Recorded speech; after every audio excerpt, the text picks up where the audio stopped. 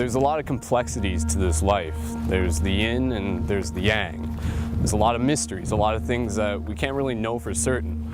But one of the best ways to find out is to experience them. And when it comes to dreaming, sometimes it's hard to remember exactly what those experiences are. But who's to say we can't train ourselves? Who's to say that there weren't those before us who mastered the art of walking through dreams and experiencing things of the other world and bringing back those experiences and actually learning from them? It's something that people before us did nonchalantly, and somehow we've managed to forget all about it. So what does it take to become conscious within our own dreams?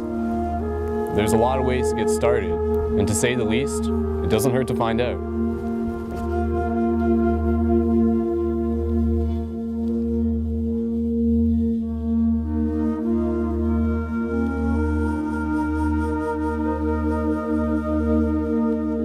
The first thing we'll do is start off by asking the question then, what is astral projection?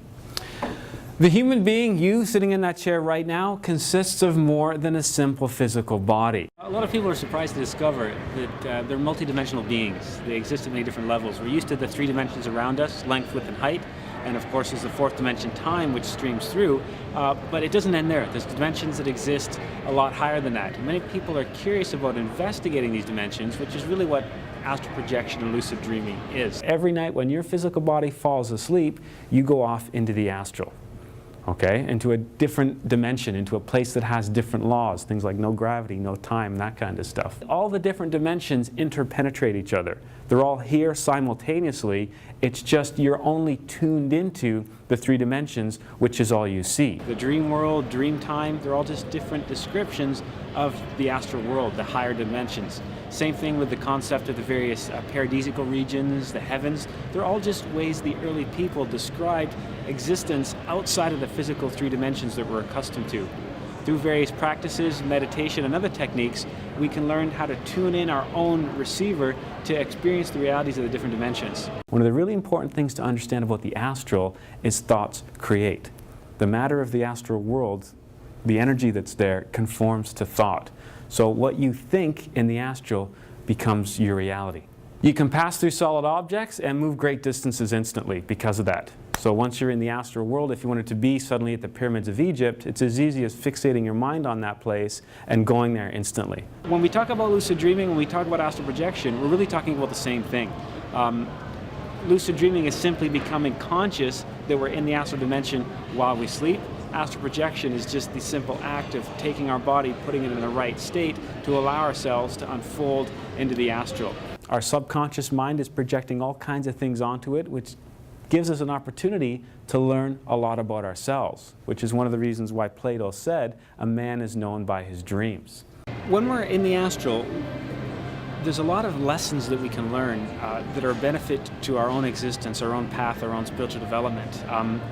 Basically, we came from a much higher place and find ourselves down here in the physical. The idea being we're supposed to climb that ladder and ascend back to that source from whence we came, gathering knowledge and bringing together all this experience. One of the benefits of working in the astral and being able to communicate with different aspects of ourselves, basically our higher self, is we can learn a lot more about these lessons that we need to learn, and we can start to remove some of these obstacles, some of these ties that keep us bound to this physical world. One of the things that you can do to help you start remembering dreams, which will also help you discern the difference between waking consciousness and dream consciousness, which will trigger that lucid dream state, is begin by writing a dream diary. When you start training yourself to write down your dreams every morning, an interesting thing happens where your brain starts paying more attention to your dreams and you start consciously remembering more of them.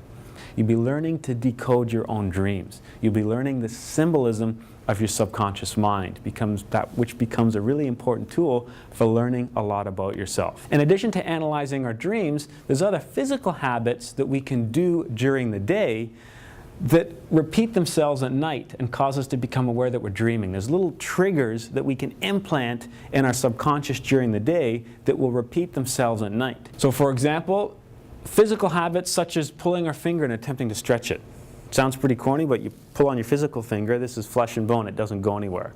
Okay? Your astral body is made out of different matter. You do this in the astral, your finger becomes long and rubbery. Your hands are all weird and rubbery in the astral because it's not a physical body, it's more of a body of light or energy as opposed to physical matter. So during the day you do this, nothing happens. During the night you do that, your finger goes all weird and you freak out, you're like, what the hell is going on? But that tells you that you're in a different dimension. A lot of times where we're hitting the snooze button in the morning and we're drifting, we've got one foot in the physical, one foot in the astral, and we're constantly shifting between those two bodies. That's why one of the easiest times to project can be in the afternoon while we're napping on the couch, or it can be in the morning where we're hitting the snooze button. The astral world is an interesting place, and it's also one of the places that we go when we decease, when we pass on. Part of the experience that we can have in the astral, it also comes as a bit of a shock to people too when they start working in the astral to discover that they're not alone up there. There are other people up there. When we dream, we go up there so we can see other people in their dream state as they're wandering around the astral. There's other people there astrally projecting that we can communicate with. But another interesting aspect, there's other intelligences that are there as well. Now these intelligences, these entities that reside in the astral, the higher dimensions, these are what the ancient people referred to as angels or gods or goddesses, and became some of the various deities of the world's religions. It's always interesting to give lectures to people, and you can see the light bulbs going off in their eyes when they, I remember that, or that's happened to me, or I've had that experience, or I've felt that before, and then people realize this is just a natural part of being human. It's something that we've been doing for most of our lives. Therefore, it just takes a little bit of extra attention, a little bit of study, and working with some very basic techniques in order to really train ourselves to learn the difference between waking reality and the dream state or the astral state. The last one I had, usually I just walk around in my house, so I basically became totally captivated by my wall. I was sticking my hand through it, and I could actually feel the texture of the wall interpenetrating my hand. So it was totally wild. I've done lucid dreaming before, so this stuff isn't new to me. And it's just always great to hear that I'm not the only one doing it.